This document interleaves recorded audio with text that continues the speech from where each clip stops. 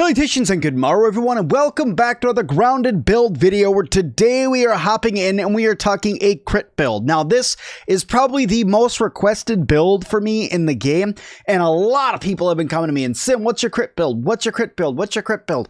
And the reason why I haven't gone through and made one is because there's a couple different ways to do it. And I've been kind of testing back and forth on which one I like the most, and I'm kind of stuck between two here.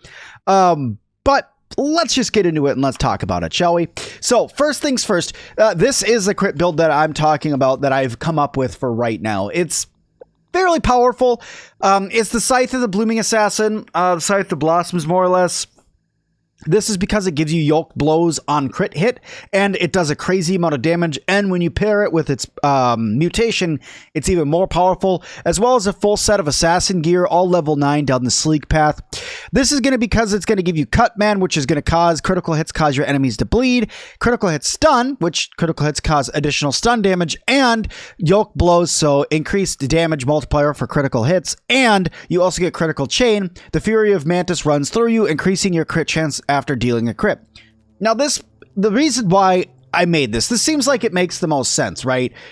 Going down this path seems like it makes the most sense, and it's a very powerful build if you could get it all the way upgraded, right?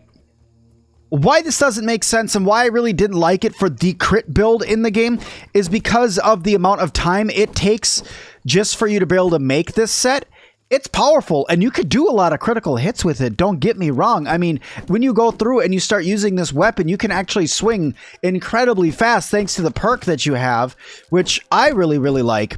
But I'll show you guys more about that in a second. Notice how quickly Pete's swinging, and the more and more you swing and the more you hit things, the faster you go. We'll talk about why I'm doing that in just a second. But like I was saying, this build's really hard to make. This is an incredibly difficult build to make because you got to fight the Mantis like 3 times to be able to get the entire set. And another reason why this took so long is because the last part to this is the Mantis Trinket, which allows you to do criticals more often.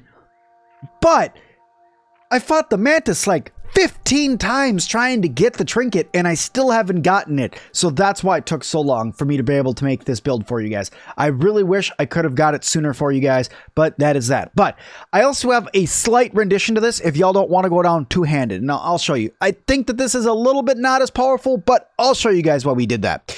The other one is going down the Widow Fang Dagger build.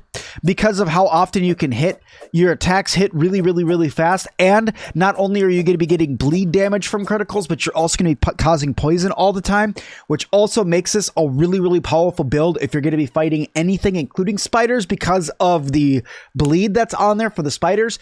The Black Widows are a pain in the butt, but with you have a little bit of bleed damage in there, makes them not as bad, especially if you can get this all the way upgraded.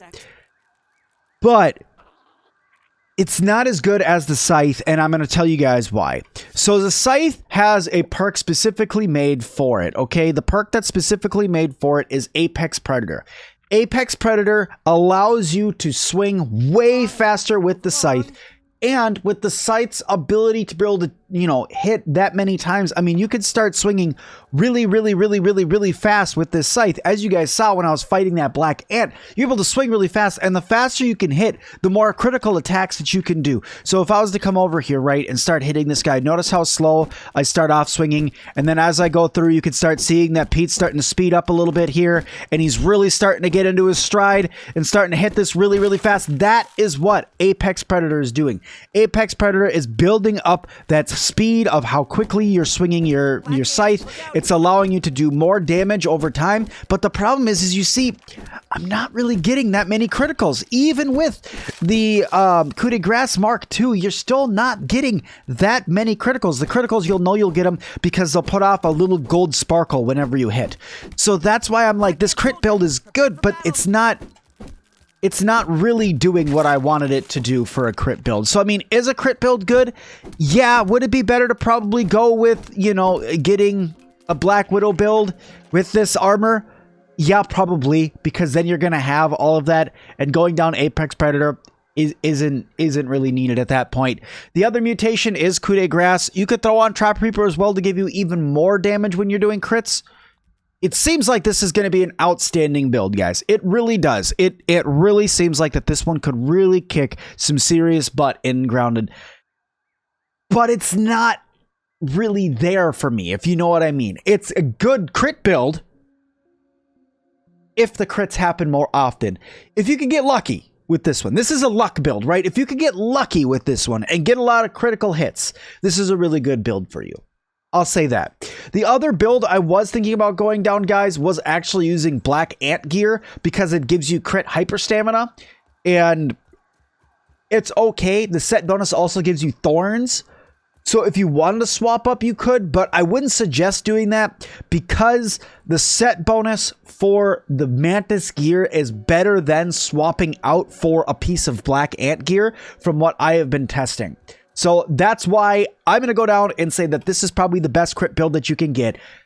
The biggest pain in the butt is going to be getting that Mantis charm unless you're lucky and you can get it off of the first bat, which if you are that lucky where you could get the Mantis charm one of the first times fighting it, you might as well go down and make this build because you're going to be happy with the amount of criticals you're going to be doing, the damage and all of that. But guys, this is the crit build. I know it's not anything like super special and amazing, but stats, guys, statuses, like I said, go through Apex Predator for this one, Coup de Grace, Trapper Peeper, which you get just by going around and peeping creatures, and I would say like Meat Shield if you have any, and then if you have an extra slot, and then for your fifth one, if you've gone down it, which everybody should be able to by the time you've gotten all your milk molars,